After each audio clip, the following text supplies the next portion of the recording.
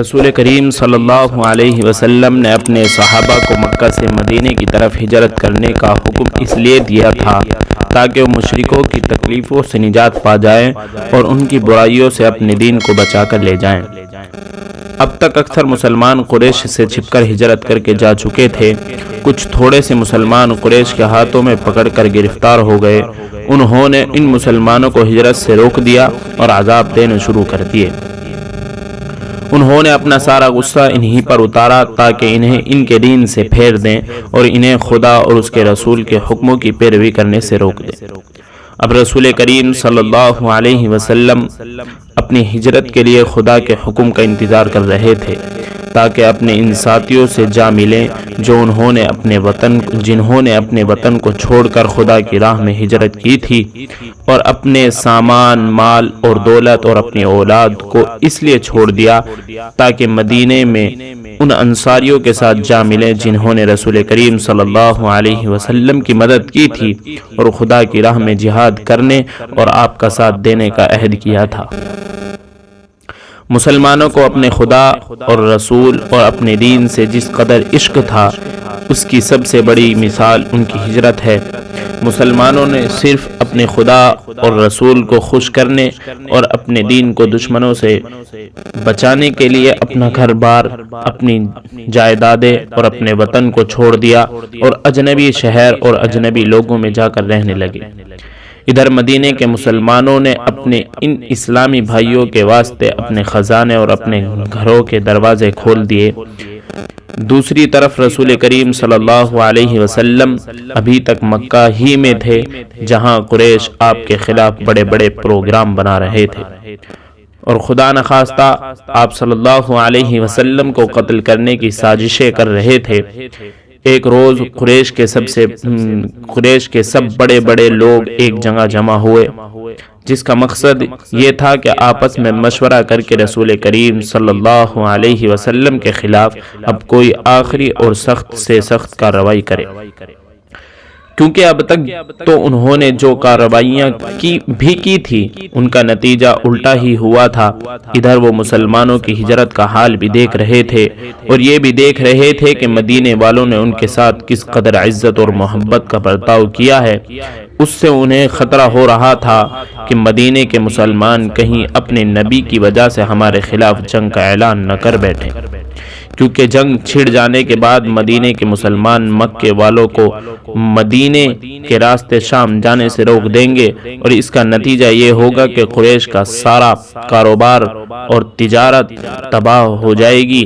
اس پر پریشانی کی وجہ یہ تھی کہ قریش کا گزر بسر تجارت پر تھا جو شام سے ہوتی تھی اور شام کا راستہ مدینے سے تھا، اس لیے اگر مدینے والوں سے لڑائی ہوتی تو وہ قریشی تاجروں کو اپنے شہر سے نہ گزرنے دیتے۔ غرض وہ بہت پریشان تھے، اس لیے انہوں نے رائے مشورے کے لیے میٹنگ کی تاکہ کسی طرح رسول کریم صلی اللہ علیہ وسلم کو اپنے راستے سے ہٹا دیں۔ اب ایک شخص نے کھڑے ہو کر رائے دی کہ محمد صلی اللہ علیہ وسلم کو ایک کمرے میں ڈال دو اور اس کے تمام راستے بند کر دو، اس کے بعد دیکھو اس کا ویسا ہی حال ہو جائے گا جیسے اس سے پہلے اسی کے جیسے شاعروں کا ہو چکا ہے۔ دوسرے نے جواب دیا، خدا کی قسم اگر تم نے اسے بند کر بھی دیا تو اس کا فرمان اس بند دروازے کے پیچھے سے بھی نکل کر اس کے ساتھیوں تک پہنچ جائے گا اور پھر وہ لوگ تمہارے اوپر چڑھائی کر کے اس کو تمہارے ہاتھوں میں سے چھین لے جائیں گے۔ یہ سن کر تیسرے نے کہا، میری رائے میں اس کو پکڑ کر کسی دور دراز کی سرزمین پر چھوڑاؤ، پھر وہ ہماری طرف سے کہیں بھی جائے اس سے بے فکر ہو جائیں گے۔ اس پر کسی نے جواب دیا، میری یہ رائے نہیں ہے کہ تم دیکھتے نہیں کہ اس کی باتیں کتنی اچھی لگتی ہیں، اس کی گفتگو کتنی میٹھی ہوتی ہے اور لوگوں کے دلوں میں اس کا کتنا احترام ہے۔ اسی طرح اس کی طرف سے اطمینان نہیں ہو سکتا، کیونکہ اگر وہ عربوں کے کسی بھی بستی میں پہنچ گیا تو اپنی باتوں سے ان کا دل جیت لے گا، نتیجہ یہ ہوگا کہ وہ اس کے ساتھ ہو جائیں گے اور پھر ان کی مدد سے وہ تم پر چڑھائی کر کے تمہیں رون ڈالے گا۔ اس طرح تمہاری عزت اور سرداری بھی تمہارے ہاتھوں سے چھن جائے گی۔ غرض سب اسی طرح اپنی اپنی رائے دیتے رہے اور ایک دوسرے سے الجھتے رہے، مگر کوئی فیصلہ نہیں ہو سکا۔ ابو جہل بولا، اگر آپ لوگ قبول کریں تو محمد صلی اللہ علیہ وسلم کے بارے میں میری کچھ اور رائے ہے۔ لوگوں نے کہا، کیا ہے وہ؟ بولو ابو جہل۔ ابو جہل نے کہا، میری رائے ہے کہ ہم ہر قبیلے کا ایک ایک نوجوان لیں جو بہادر بھی ہو اور طاقتور بھی، اور پھر ہر ایک کو ایک ایک نہایت عمدہ اور تیز تلوار دے دیں۔ تلواریں لے کر وہ نوجوان محمد صلی اللہ علیہ وسلم کے پاس جائیں اور سب مل کر ایک ساتھ اس کی تلواریں ماریں اور اسے قتل کر دیں۔ اس طرح ہر قبیلے اس کے قتل میں شریک ہو جائے گا۔ اس کا نتیجہ یہ ہوگا کہ بنی عبد المناف اگر اس کا بدلہ لینے کے لیے لڑنا چاہے گا تو انہیں تمام قبیلوں سے لڑنا پڑے گا، جس کی وہ کبھی ہمت نہیں کرے گی۔ بس پھر وہ ہمارے سے لڑنے کی بجائے جان کی قیمت لینے پر راضی ہو جائیں گے، جو ہم ادا کر دیں گے۔ اس رائے کو سب مجلس والوں نے بے حد پسند کیا۔ انہوں نے خوش ہو کر کہا، ابو جہل بس رائے تو تمہاری ہی ٹھیک ہے۔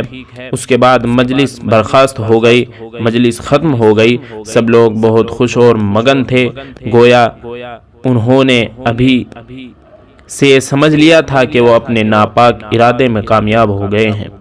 وہ لوگ ان نوجوانوں کو چننے لگے جو گویا خدا نخواستہ آپ صلی اللہ علیہ وسلم کا کام تمام کریں گے۔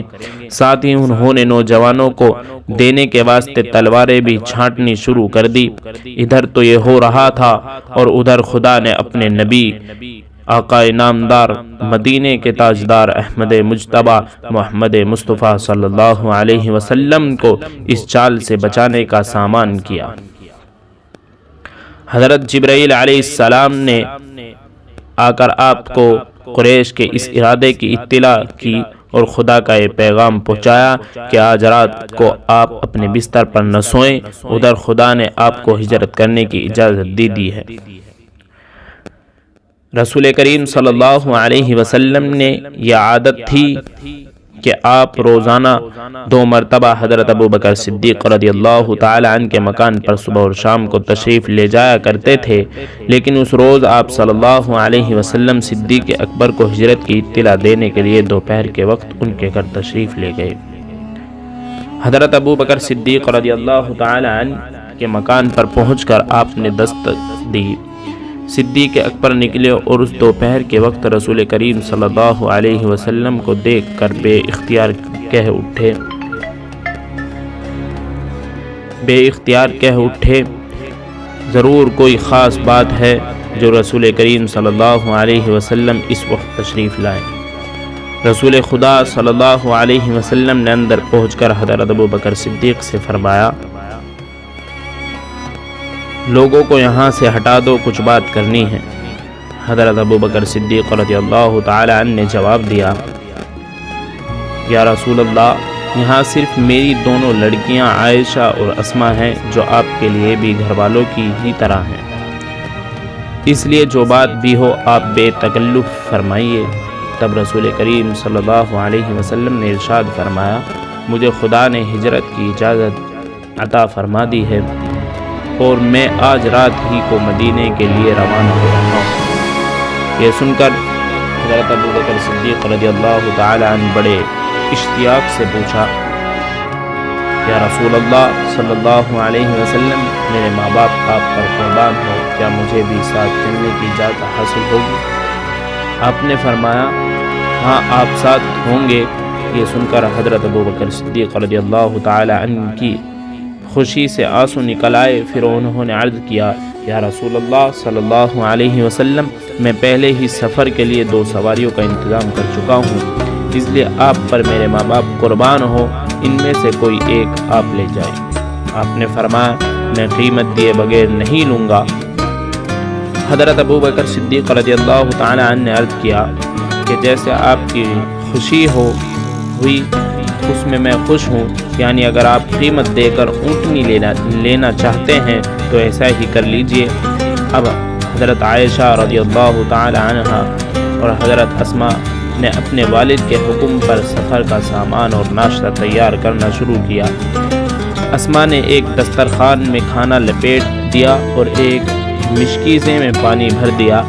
اب انہوں نے ان دونوں چیزوں کو ایک ساتھ باندھنا چاہا، مگر اس قسم کی کوئی ڈوری وغیرہ انہیں نہیں ملی، اس لیے انہوں نے اور کچھ نہ ملا تو انہوں نے اپنی اوڑھنی پھاڑ کے اس کے 2 ٹکڑے کر دیے، ایک سے کھانے کا برتن اور پانی کا مشکیزہ باندھ دیا اور دوسرے اپنی کمر سے باندھ لیا۔ اس وقت سے ان کا لقب ذات النطاقین یعنی 2 اوڑھنیوں والی ہو گیا۔